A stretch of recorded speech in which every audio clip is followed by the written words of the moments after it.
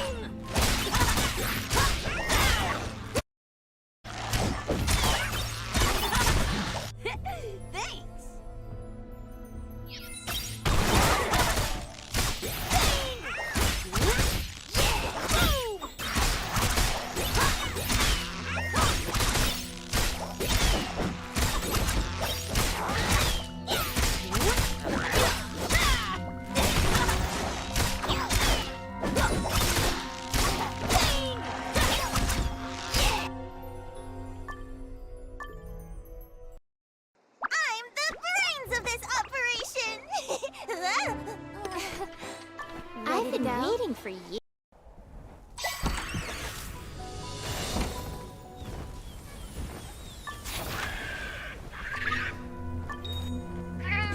Yeah!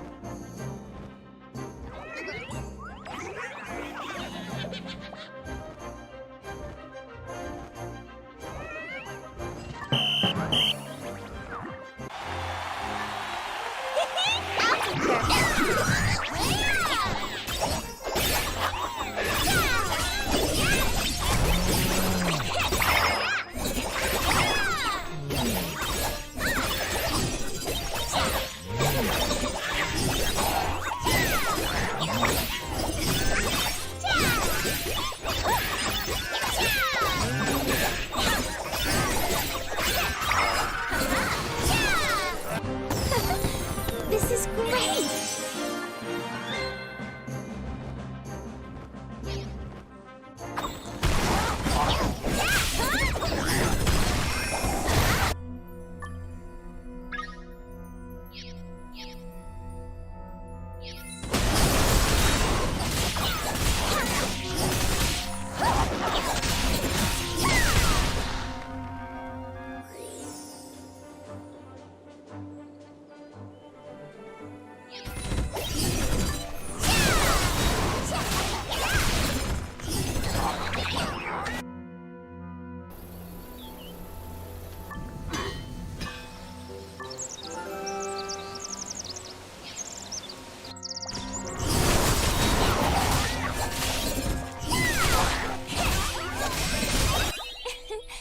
Pleasure to meet you.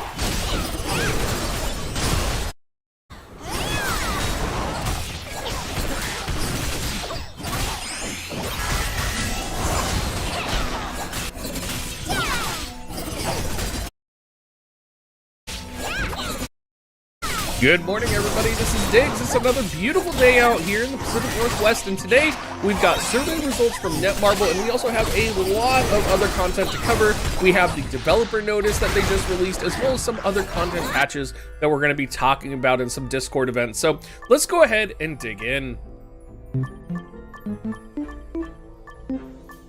Now, I may be a little bit sniffly as I'm doing this video. I'm sorry, you guys. I'm either getting sick or I'm having some allergies right now, but we are gonna get through this. I've tried to record this like 5-10 times, and I just can't get through it without sniffling. So y'all are gonna have to deal with the sniffling. I'm sorry.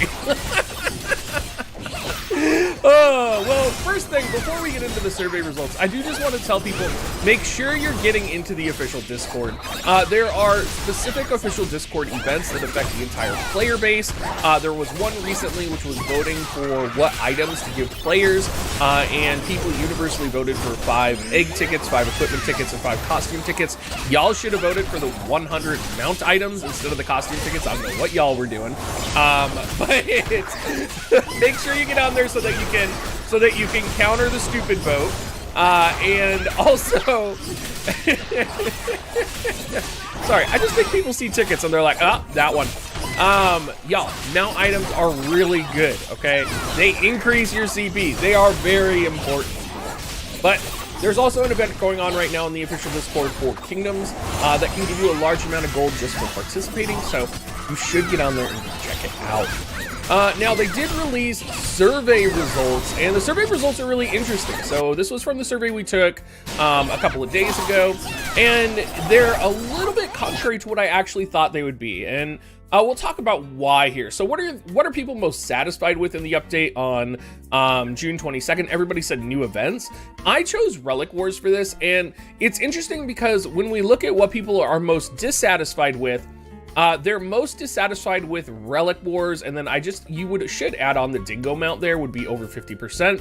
And I was talking with Giant about this, and Giant, of course, if you guys don't know, is my husband. He's also a free-to-play player, and he was talking about how he's not in a high-level guild, so he doesn't get to participate in Relic Wars at all. It's not very fun for him. So he was much more anticipating the new events that were coming. So for him, Relic Wars was really just kind of a bummer because he didn't get to participate. So I think oftentimes as content creators and as players who are playing in upper level gameplay, we don't always think about the majority of the player base when we are excited for the content that we get. So just something for everybody to kind of keep in mind. When we look at what they can improve on the most regarding bots, I think this is why we saw such a fast reaction with Lava Valley. Obviously Lava Valley is dominating. I mean, you could take the top 3 and add them together and Lava Valley would still be higher than the 3 below it. So I'm really glad we saw a quick reaction in Lava Valley, and they also talk about the details on the Lava Valley change, which we'll get into here in just a moment. Interestingly, hunting and farming in chaos fields, I don't see bots impacting there, or in normal fields. I'm surprised about this. I do think generating queues, I'm surprised generating queues wasn't as impactful as hunting and farming in chaos fields. I would have expected queues to be higher than chaos fields hunting. So I'm kind of curious what the lower level chaos fields look like right now, because in the higher levels, we don't see bots at all. And in the lower levels, there should be multiple channels. So maybe there's just so many channels people can't navigate. Also, I recognize that a lot of other servers, like Southeast Asia servers, have a lot bigger issues with bots than the North American servers. So it could be something that we just don't experience on the North American side. Where do you see improvement needed the most? Territe drop rate. So I think this is pretty self-explanatory. I think most players are frustrated with Territe. I think Territe is a wall, and I think particularly if you're not in the end game, you're not going to be able to farm Territe in a fast pace. For those that aren't familiar, I will be doing another Territe video. If you're in my Discord, you've probably seen the picture floating around, but at level 80, if you're farming in the right area, it's relatively easy to farm 450 Territe in a session. We have a couple pictures of that, which we'll be talking about, and that definitely changes the perspective of Territe in the game. So something to consider with that. Other than that, though, glad to see Lava Valley again is in the higher areas here. We do also see hard to play the game due to multiple accounts, right, and queues. So definitely, I think the picture is getting to them that they need to address the bots, and it does seem like, you know, the fact that they're willing to share this data publicly, this is not like the survey that they did for Seven Nights 2, which I kind of talked about previously. They do seem to be pretty open and candid about what they're doing, and you can see that they even like publicly released their IDs that they've been banning, which is pretty amazing. And I don't even know what a PID is. I'm guessing it's like I don't think it's like a account. I think it's like a specialized IP address. I don't know what it is. Maybe someone can explain to me why it's so important that these PIDs have been blocked and why they're publicly posting it. I would be really curious. I'm sure there's someone in this section down below that really does know. They also released a developer note, and we're gonna go through here. There is a pretty big update coming this week, so we're getting a lot of news this week, a lot of news regarding kind of things that are going on and things that are going to be coming, because of course they are on a 2-week update schedule, so it makes sense that they're going to be updating or releasing information this weekend. So they're going to be releasing the episode expansion content, which is going to have stories, dungeons, tons of rewards, and other things that you're going to be able to participate in. If you have seen Saint's video on this, Saint's video is a really good way to cover this. You're going to be able to get multiple copies of Toko from doing this. There was, I believe, another battle pass that they released with this, so that's something you may want to keep in mind. In this update, we'll be sharing the very first episode, so Legend of the Ancient Genie. They talk about kind of how it's going to affect the story. These costumes are going to show up in the game. I like that the rogue, so you all know I'm a rogue main. I like that the rogue is just like dopey here in the corner over here. I think that's really funny. And that the destroyer is like this sexy bearded monster in the background. That's hilarious to me. So in order to make it more exciting, they released kind of episode Eve to prepare us. So we actually got a Toko that was fully available. They're also going to be releasing an episode guide event after the update. So that's going to give us additional rewards that they did not have on the Korean side. So likely we may even be getting another copy of Toko, which would be great. I will take all the copies of Toko that they want to give me, because I know that Toko is going to be powerful, because he's going to be one of the few 4-star familiars that we're going to be able to awaken multiple times. Lava Valley improvements. So there was a lot of hubbub on the Lava Valley improvements on whether it was going to be based on damage dealt or kills. And it turns out it's going to be based on a whole host of things. They apologize for not being able to create the play environment that they promised early on, which is great. I just really love that they're communicating right now. I think communication is very important, especially to the global audience, and I think that's one thing that Netmarble might be learning here. They did talk about how contribution is going to be based off of healing. It's going to be based off of damage taken, damage dealt. So it's going to be not just based off of kills and kind of all of that. After implementing the new system, they will try and adjust it to find the best solution for everybody. They don't see it impacting you based off of your class, which was a really big concern. I know there were a lot of people who were playing engineers that were either really hyped because they could just spam heals, or really upset because they don't, you know, they might not be able to get credit for their heals. So you are going to get credit for healing. We are aware of other areas that are in need of future improvement, so they're going to be continuing to improvement.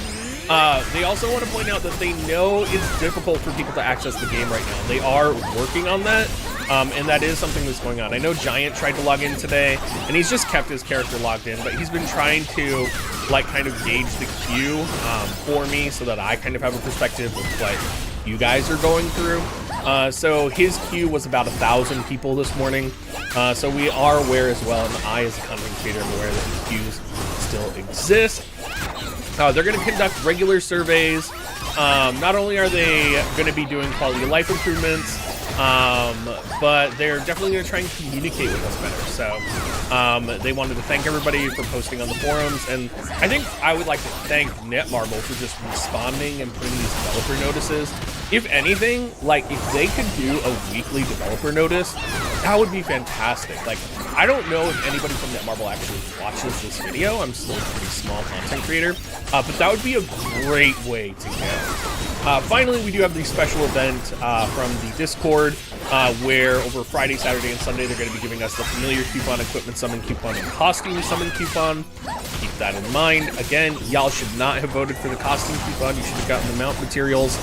I could do a whole video on this, and maybe I will. But make sure you get in that official Discord because there is a Kingdom event going on right now. Anyway, everybody, thank you so much for watching. I hope you guys all have a wonderful Canada Day on July 4th. And I will catch you guys probably on stream tomorrow. So I'll see you guys then.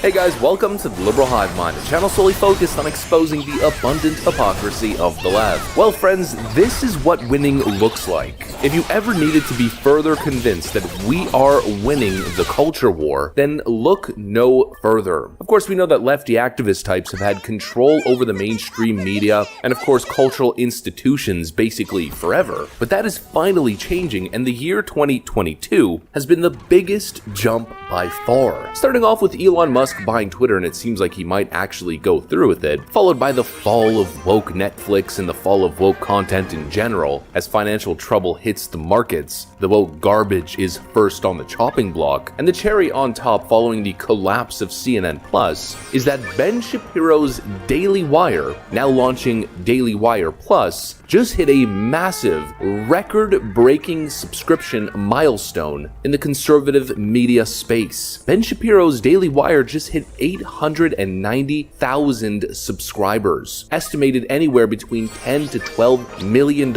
in revenue a month, just from subscriptions alone. CNN Plus, on the other hand, after legacy media failure CNN Plus, from what I understand, barely scratched 150,000 subscribers, offering a 50% discount, and had less than 10,000 active users or viewers a day. Folks, the legacy media is dying. This is a massive win for not only the independent media world and the online media world, but for conservative media as well. Left-wing woke garbage, and especially legacy garbage, is crumbling to irrelevance, while conservative media is ascending. So of course we've got some stuff to cover, folks. Let's roll the tape. Alright friends, so take a look at this. Daily Wire launches Daily Wire Plus and signs Jordan Peterson to a multi-year deal. The Daily Wire announced on Wednesday that the conservative news and media company founded by Ben Shapiro, Caleb Robinson, and Jeremy Boring has added tens of thousands of new paying subscribers. Actually, it's hundreds of thousands, but we'll continue, growing to an overall subscriber number of 890,000, nearly 900,000, or you could even say nearly a million. And just 3 months ago in April, the company's subscriber base hovered near the 600,000 mark. The company also announced the launch of Daily Wire Plus, a platform that will host the company's growing library of original content that's now an included Daily Wire subscriber benefit. The Daily Wire already has a book publishing company and produces approximately 250 pieces of content a day. Friends, this may be a turning point in the world of media and culture. As the left embraces this woke garbage nonsense, diversity quotas, ideas like equity and the like, the conservative media and cultural space operates on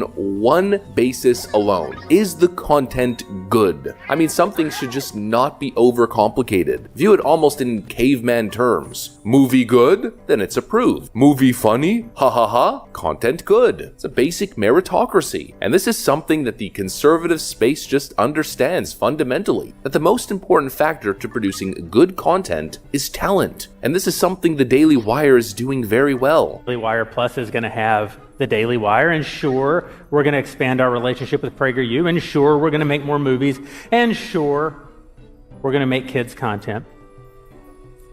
But I got one more plus. Here it is.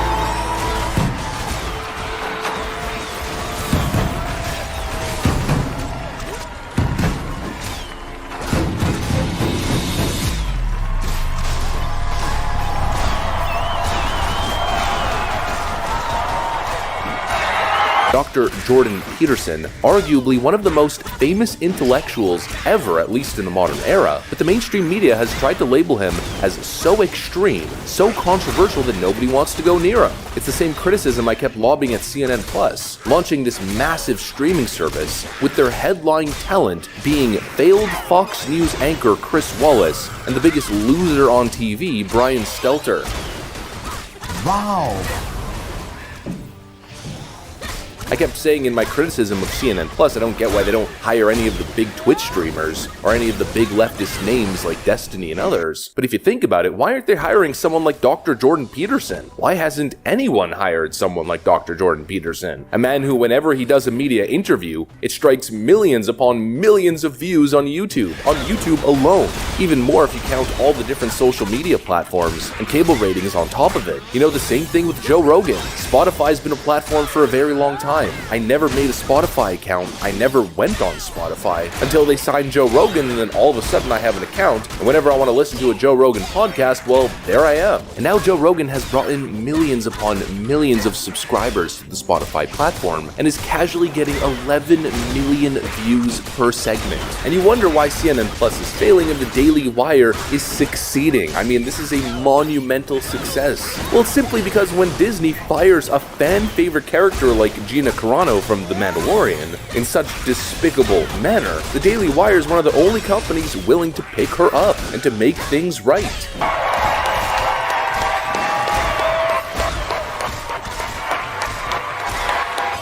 And also, speaking of courage, the Daily Wire is willing to tackle tough, taboo subjects, like the current gender craziness we're seeing these days with Matt Walsh's documentary, titled What is a Woman? That documentary alone probably led to tens of thousands, if not over 100,000 new subscribers. The Daily Wire is willing to tackle these subjects, and that right there is the difference, folks. Everything the left cultural sphere tries to do is all about appeasing the left. They're never taking risks. They're merely looking for recognition and approval. That's why comedy is dead in a leftist media environment. Comedy is about breaking boundaries, tackling taboo subjects, not desperately fighting for approval. Oh, Trump real bad, am I right? Am I right, liberals? Oh, these toxic males, am I right, fellow liberals? That's not comedy. The Daily Wire is simply creating content that people want to watch. And that's why they get to take a victory lap right now. Oh, and speaking of victory lap,